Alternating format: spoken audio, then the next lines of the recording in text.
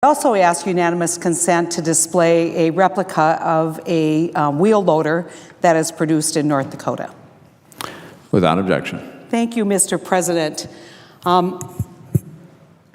It may seem like an odd request, but it actually has a purpose because it reflects literally hundreds of jobs in my state and really hundreds of jobs across the country. June 30th will be an anniversary that is really not worthy of celebration. That is that it's an anniversary of when we literally shut down the Export-Import Bank and made it unable to function for the first time in its 80-year history. Now, that may not seem like a lot. It may not seem like it's something that we should be very, very concerned about, but I can tell you that workers across our country, workers who work in manufacturing, individuals whose livelihood depends on exports from our country, know the impact today of this action or inaction. So despite the fact that Congress reauthorized the agency 6 months ago, the Ex-Im Bank has been hamstrung from supporting American jobs and businesses because there isn't a quorum on the Ex-Im Bank. For decades, the Export-Import Bank has helped level the playing field for American businesses and American workers. And it's past time for politics to stop dictating whether, in fact, the bank can do its job. The current nominee to the Ex-Im Bank Board, the nominee that would, in fact, provide a quorum, was nominated not by a liberal Democrat, not by the president, but instead was the Republican nominee to the Ex-Im Bank Board. His name is Mark McWaters. His nomination is currently pending in the Senate Banking Committee. And the Senate Banking Committee chairman has told us in no uncertain terms he will not bring up the McWaters vote in the committee because of his own personal opposition to the Ex-Im Bank. Again, despite the fact that 64 Republican and Democratic senators, along with 70% of the people in of the representatives in the House of Representatives, voted last year to reauthorize the Ex-Im Bank. If we do not take this step, if we do not, in fact, get the bank up and running, we will continue to do what we've been talking about, which is pink slipping the American manufacturing workers.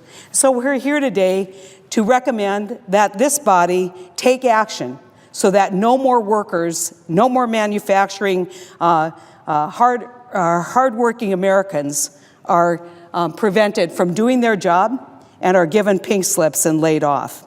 So when you looked at where we were last year and the challenges that we had a whole-out debate. And a lot of people say there wasn't a debate on this, we didn't get a chance to air our grievances. That is strictly nonsense. We fought this issue very hard, had many, many floor debates, many, many floor discussions about this, and at the end of the day, the vast majority of this body voted to reauthorize and put the Ex-Im Bank back to work. So why are we in the spot that we are today? Because we cannot do any credit over $10 million without approval of a bank board. Cannot be done unilaterally. And as a result, many, many credits, in fact, $2 billion worth of activity is pending in the pipeline at the Ex-Im Bank. So when you look at many of the big companies across this country, a lot of times people will say, well, that's just about this company or that company, fill in whatever big name corporation you want to. But the bottom line is, this isn't just about those companies. It's about a supply chain that goes all the way down to states as small as North Dakota. And so if you look at Boeing, for instance, and you look at what the impact is on Boeing and what that means for our producers. Boeing currently has 16 suppliers in North Dakota, which will lose out not just could lose out, but will lose out if Boeing doesn't get enough support from the EXIM Bank to sustain its operations and to continue to produce its planes with American workers. Today, I bring this a wheel loader to the floor of the Senate. And I do that because this demonstrates the effect that this lack of activity on this nomination will have on Case New Holland in my state. Case New Holland has a dealer in New Jersey called Hoffman Equipments that has secured a $80 million deal with the country of Cameroon. The only way Cameroon can afford this deal is if they use EXIM financing. If the deal doesn't go through, facilities in 3 states will lose. So who are those? Take today North Dakota, where we produce these wheel loaders in Fargo. You know, the great irony of this is, as we have been challenged with our agricultural economy and ag manufacturing, guess what? Ag manufacturing is down, in part because we stimulated a lot of purchases back when the economy was good in farm country. But I will tell you that 70 people just in the last couple weeks have been laid off at Case in Fargo. Think of what's going to happen if we lose this sale. Think of what will happen to workers in Iowa if they lose the sale for the backhoes that are produced in Iowa by Case. Think about what's going to happen in Kansas if we lose the skid steer portion of that Cameroon sale. I will tell you, every day we are losing jobs because of the inability for the EXIM Bank to do its job in promoting and guaranteeing that American manufactured products find their way into the global marketplace. GE announced in June that it will receive financing from the French Export Credit Agency to support exports that will be made in France now rather than the United States. And so the French Credit Export Agency will be providing an additional line of credit for gas turbines that will be produced not in the United States, but will be produced in France and exported to countries such as Saudi Arabia, Mexico, and Brazil. As a result, GE will invest $40 million in the French economy instead of investing $40 million in the American economy. You know what that means? That means when you look at these jobs, just translate $40 million, and we recognize a lot of that is input costs. But one of the major input costs in all of this is American workers. How can we stand by and let this happen? How can we stand by and not fight for these jobs for American manufacturers? There is no way we can come to the floor and say we're for the American worker and not be for the Export-Import Bank. No way can we come to the floor and say we're for competition, global competition that will put the best products into the marketplace, which are American products, and not move the bank forward. And so I'm going to yield to my friend from the state of Washington, or yield to my friend from the great state of Iowa. Mr. President, I wanted to ask the senator from North Dakota a question, if I could. I see she's been out here with an actual display. You know, it's quite amazing that we have to go to this level to bring up an issue about jobs in our economy. But I admire the dedication of the senator from North Dakota to saying how important it is, because we're about to go home for another summer recess here in a few weeks. And everybody thought last year we were passing legislation that was going to secure America's place in a global economy by making sure that products we make could be sold in overseas markets.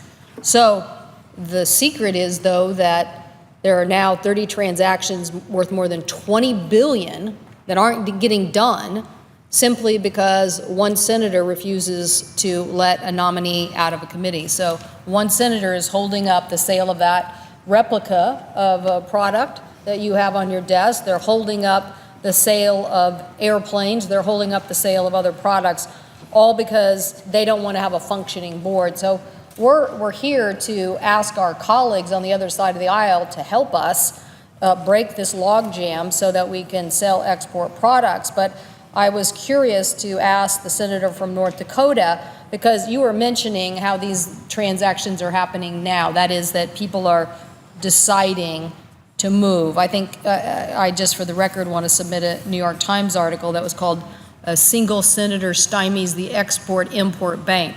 And in it, it talks about 2 weeks ago, GE making an announcement they were going to expand manufacturing in France rather than South Carolina, and how they were investing in the Czech Republic instead of in Texas, and that jobs in South Carolina, Maine, and New York were also getting transferred to other countries. So the whole point of the Export Credit Agency is to give U.S. manufacturers the credit. So my point is, your products are agriculture-based, and yet people, I think that they can get done, yet they're not getting done because they are a growing world. So if you could explain to me, these aren't manufacturing products here, they aren't agriculture manufacturing product, but you're saying, I guess, with your display, that we're now starting to see large-scale U.S. manufacturing products out of agriculture that also are not getting credit financing. Yeah, absolutely. And if we do not move with haste, if we do not supply on time, we won't get The senator from business. North Dakota's time has expired. Mr. President, do I have time reserved in the consent agreement? The senator from Washington has 10 minutes in the Well, I agreement. yield whatever time for our discussion to continue of that 10 minutes. The senator from North Dakota. Yeah.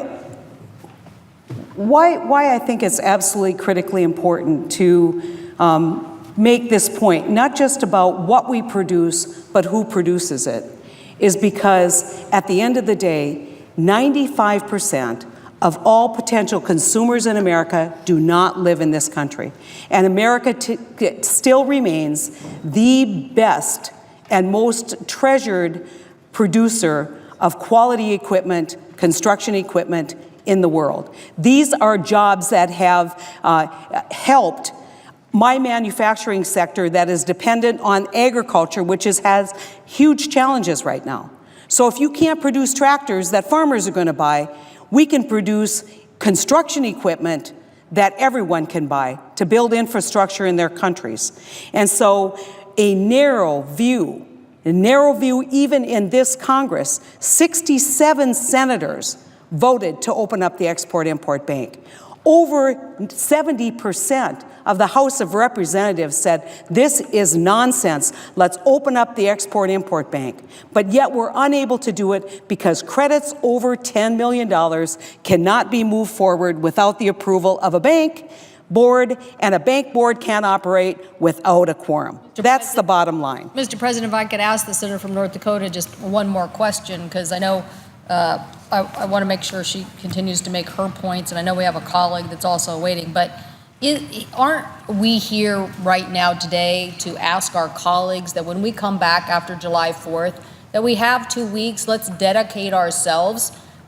It's not every day the United States Senate can be involved in an activity that actually creates so much economic value, $20 billion in job creation, but we could get that done. So we're here asking our colleagues to step up and help us resolve this issue in whatever way possible.